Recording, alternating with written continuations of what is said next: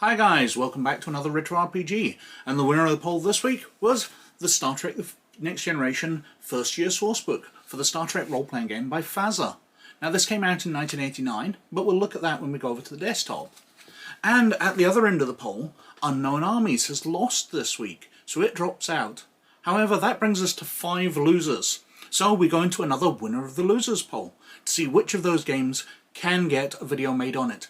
They all get one last chance to make an appearance. So we've got Sword and Fist, the sourcebook for Dungeons and Dragons, detailing fighters and monks. We've got Spycraft by Odrak Entertainment, which was the core rules for the Stargate RPG, which we've covered before. We've got the Masterbook role-playing game by West End Games, which is a very, very black book and is my favourite to win, but I'm really often not right on these. We've got Unknown Armies, which dropped out this week from Atlas Games in 1998. And we've got Rift's Worldbook 5 Triax and the NGR by Palladium. And Rift's videos are always quite popular. So let's see which one of those gets a final chance. As I said, I hope it's Masterbook. I've got a feeling it might be Unknown Armies, but I'm usually wrong on these things. I'm really getting a reputation for that. But let's see how it goes. Anyway, let's go over to the desktop and have a look at the Star Trek Next Generation First Year Sourcebook. So this is the Star Trek Next Generation First Year Sourcebook for the Star Trek role-playing game by FASA. Now it came out in 1989 and was one of the last sourcebooks because it came out at the same time as the Next Generation Officer's Sourcebook. And the Officer's Sourcebook is perhaps historically more interesting because it was the game that lost FASA the license, because it included things for ground warfare, phaser turrets, repulsor lift tanks and things like that. Now, those were very much against what Paramount wanted for Star Trek. They thought of it as peaceful explorers going into space, and they didn't like the idea of a role-playing game making it all warfare-based. So the addition of those in the Officer's Sourcebook was enough to tip the scales and lose FASA the license. Now, this I've misunderstood for many, many years. I probably misunderstood it for 15 to 20 years of the time I've had the book. When I saw the First Year Sourcebook and the Officer's Sourcebook, I thought it was talking about first-year cadets. So it was detailing, or it was supposed to detail how people went into Starfleet. But it's talking about the first year of Star Trek Next Generation. Basically, it's a source book for the first year. And they obviously plan to bring out second year, third year, fourth year, up to 7th year, if they'd known it was going to go on for 7 years. But it never did. Anyway, let's have a look at the back cover. Update your game with new stats. The First Year Sourcebook gives information and game statistics based on the first year of the new Star Trek The Next Generation television show. So basically it tells us on the back cover what I'd taken for granted to be something completely different. Took me 20 years to read the back cover. Okay, I was a bit dim. With this book, you can integrate your characters, new civilizations, and the equipment used in the first year of the show into your Star Trek role-playing game campaign, including new ship positions, learn the jobs of the new personnel on the Enterprise, personal history and game statistics for all the major characters, including Captain Jean-Luc Picard, commander of the Enterprise, Lieutenant Commander Data, the android helmsman, Lieutenant Worf, the Klingon security officer. New equipment like the holodeck, new tricorders, new phasers, and Lieutenant LaForge's visor. New races and planets that have been encountered. A section of tables and skills for generating characters for the Next Generation. This supplement is a must for all fans of Star Trek Next Generation and Star Trek role-playing game. So we go into it, and it's not actually a terribly well-researched book. I'll point out some of the many mistakes as we go through. So we start off with a nice glossy picture of the new Enterprise, table of contents and production and introduction, games master orientation, going through the Federation, Prime Directive and the Galaxy class. We're detailing various changes because obviously between the original series and Next Gen, they specified things. So the warp scale, for example, got redefined. So we go through new threats, new ship positions, because we've not just got helmsman, weapons officer, etc., etc. We've got bridge command specialist, engineering system specialist, security specialist, medical officer, science specialist, and ship's counselor. We're on to profiles. So we've got Captain Jean-Luc Picard, which I will come back to in a second. because I do find some oddities in here. We've got Commander William T. Riker, Commander Beverly Crusher, Lieutenant LaForge and Wesley Crusher, just going through all their skills and attributes and some history here, as it was as understood in the first season. Now, this is where I start to go, or think the book's a bit wrong. Because we look at Lieutenant Worf here, and he has language English. Well, first of all, no one else seems to have language English.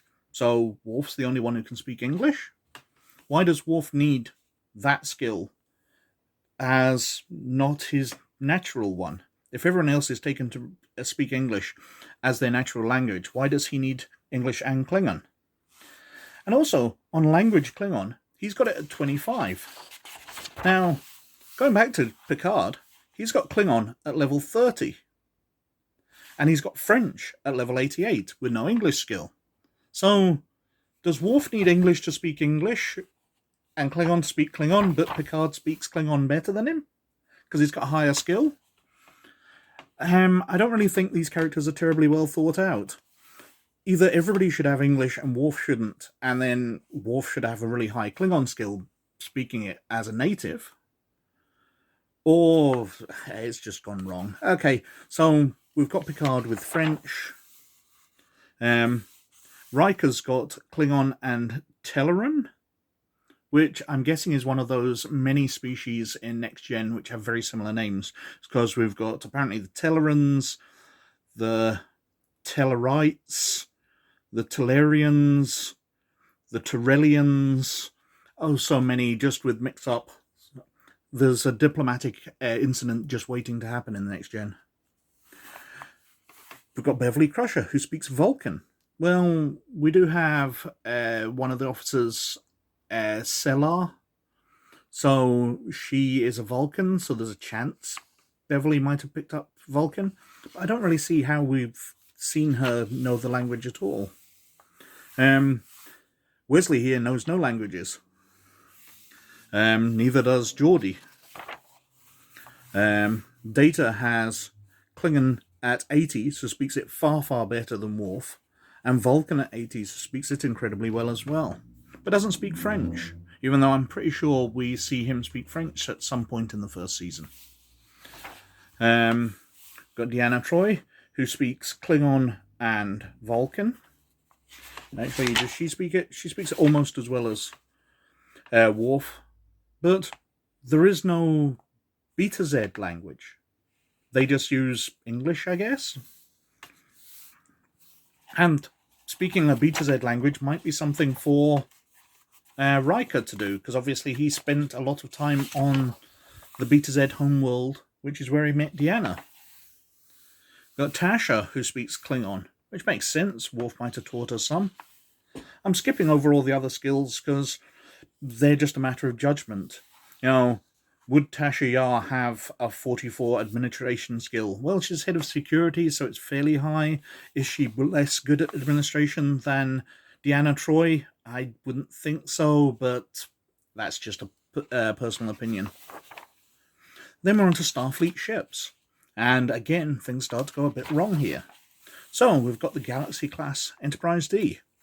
I can't really pick too many faults. It's got a number of phasers. I'm not going to go through the technical manual and compare them and see if they got them exact right. It's got phasers, it's got shields. It's basically a Galaxy class. I'm happy enough with that. We've got the Excelsior class. Again, I'm not going to pick any faults with that. It's the Next Gen era ship. We see it a few times. Who's to say what its real abilities are? We've got the Constellation class.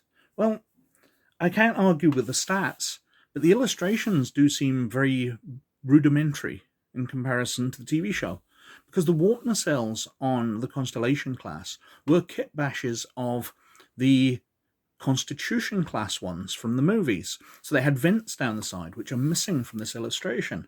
I've also seen models where the Constellation class has sort of bulges of sensors and things off the bottom of the saucer section, but who's to say they're not later additions on particular versions of the ship? So I'm picking a few faults there. Then we've got the Scout class science research vessel. Well, This is the Your Birth class.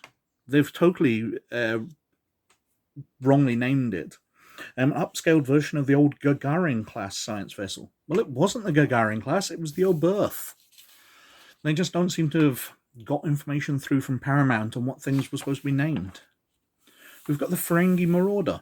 Well, first of all, you can see in the illustration here, it's got these sort of jutting out weapon things here, which do not exist in the drawings. They've kind of accounted for them from the drawing by making the tips different, but they are actually weapons which jut out of the curved section, and the curved section actually does end smoother. Okay, so the illustration's not perfect. We're missing the launch bays from the back of this section as well. But far worse is the description here. The vessel does, however, appear to use an advanced form of combination tractor beam stasis field projection system to hold an enemy craft in relative immobility if one should stray too close. Well, that's wrong. In the episode where the Marauder is introduced, it and the Enterprise Galaxy class get held in an immobility field, and the crew of the Enterprise think it's the Ferengi which have used a weapon and frozen them in place. So they contact the Ferengi to surrender because their ship is totally immobilized and useless, only to find that the Ferengi are surrendering to them because they're held in the same field, and they discover that it's a weapon on the planets below which has been fired at the two ships fighting. Now, for a section of the episode, the Enterprise crew believe that the Ferengi have this weapon, but in reality they don't actually have it. It's just wrong. It's the people down on the planet. Anyway, carrying on, we've got the Romulan Warbird class, which we now know to be the Dederidex class. Just not enough details in here at all. Standard shuttlecraft. Well, more shuttlecraft were introduced later, but they weren't in the first season, so I'm happy enough with that. Got details of the holodeck, communicators, which is a very rudimentary description of a communicator. The technical manual for the next gen goes into a lot more detail, and is something I'm far more happy with. Got a breakdown of different types of tricorder: science tricorder, medical tricorder, security tricorder. Now, I would have tended to think that they're all the same device, but I have to admit that Crusher uses a tricorder which has a little handheld scanning device that she uses, which is very similar to Dr. McCoy's one in the original series, but it slots in and out, obviously uploading and downloading data to the tricorder itself, acting just as a mobile sensor. So it's possible that medical tricorders are different, although it's also possible that all tricorders have that, but most people don't tend to need to scan smaller objects close up. They just hold the tricorder closer. But I'm willing to accept there are different types of tricorder, even though the show doesn't really back it up. Got the hand phasers, which, not a nice picture of. It looks a bit marked and buffed.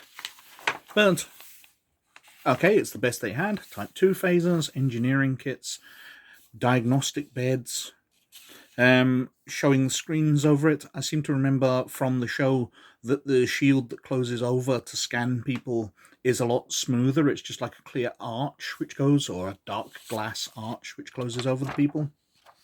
Medical support kit, neural stimulators, hyposprays, diagnostic ones, Geordie's visor, non-Starfleet equipment, so concealable disruptor, Echo Popper 607, which are drones.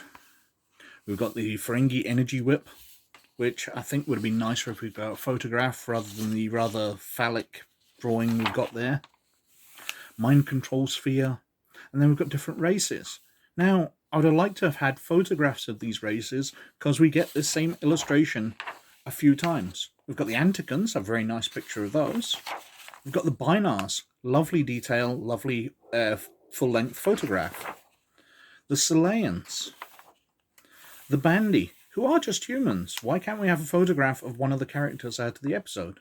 Got the Betazoids. The Edo, again, just humans. We've got Ligonians. We've got Turellians. Got the Ferengi, renegade Klingons. Romulans, parasitic invaders. Would have been nice to have a picture of those. Shipboard positions, going through the bridge command specialists, security specialists, science specialists, engineering system specialists. Ship's counselor. We've got terraforming command and other specialists. So detailing how you would create a character in the next generation with the right set of skills and all that. And we've got other changes, so new character skills and how the away teams operate. So it's a valiant effort, but heavily, heavily flawed. It lacks a lot of imagery which you could have got from episodes, so strikes of laziness, and the fact that much of the information in here is wrong. Now, I can understand why Paramount might be a little disappointed with FASA for publishing substandard quality items, revealing information which they shouldn't reveal and just misleading people on backgrounds because they're making it up as they go along. But it doesn't seem that FASA lost the license for that. They lost it for the violence side of things, because role-playing games are about hack and slash. They were creating a book with lots of tanks and stuff in it, so Paramount wanted to be nothing to do with that. But anyway, I think I've whittled on for quite long enough. Thank you very, very much for watching. Please like, subscribe, and comment below, as it does me massive favours with the YouTube algorithm. But most of all, as always, you look after yourselves. And I'll catch you later. Bye now.